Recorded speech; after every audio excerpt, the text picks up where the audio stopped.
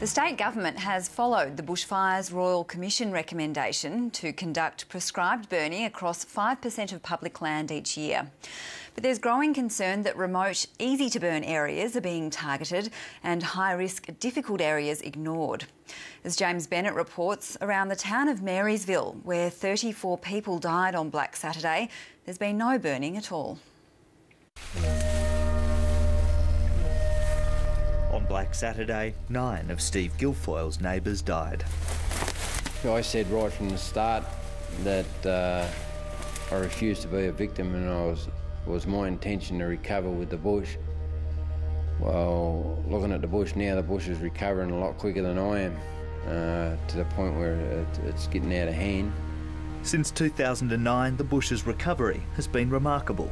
I'm standing on the bush floor now, and but in there it's 9-10 feet high. Steve Guilfoyle has now rebuilt the family home he lost on Black Saturday. He knows it's in a high-risk area, but can't understand why the regrowth surrounding Marysville is being left unchecked.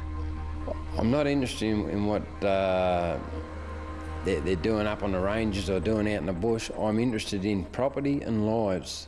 I've lost so many of my neighbours, I've lost so many of my friends. There's no bush management in and around the town of Marysville to be seen.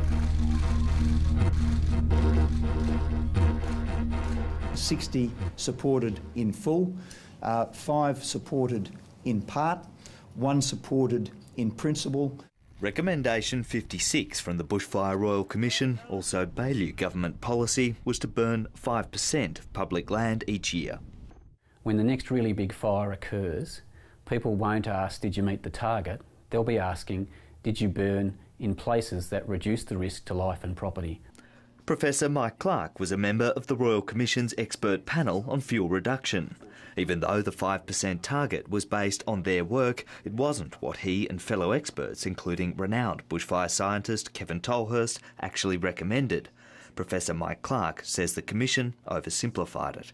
To have a blanket 5% across the state in all habitats was potentially ecologically damaging, and so that is in the body of the report, but not in the final recommendation.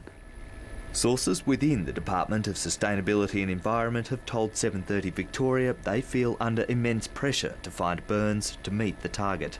In the words of one employee, because area burnt is the only measure reported, area is driving everything.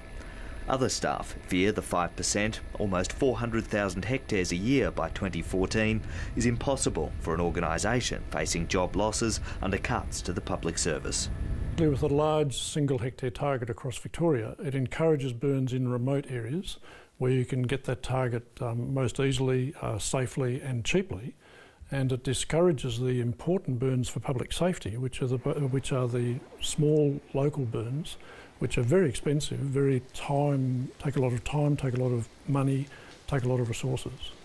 Despite the increased workload, the DSE's land management budget increased just $25 million to $325 million last financial year. You can't simply burn twice as much as you have before with the same number of people, can you?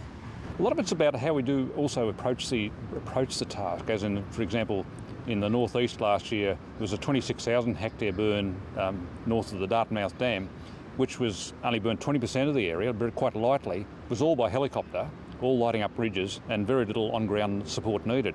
And that is an indication of a lot of how the burning will be in the future. Light burns, large area, low intensity.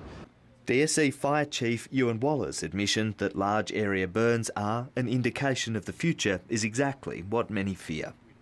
Because they are under so much pressure from the government to meet this 5% target.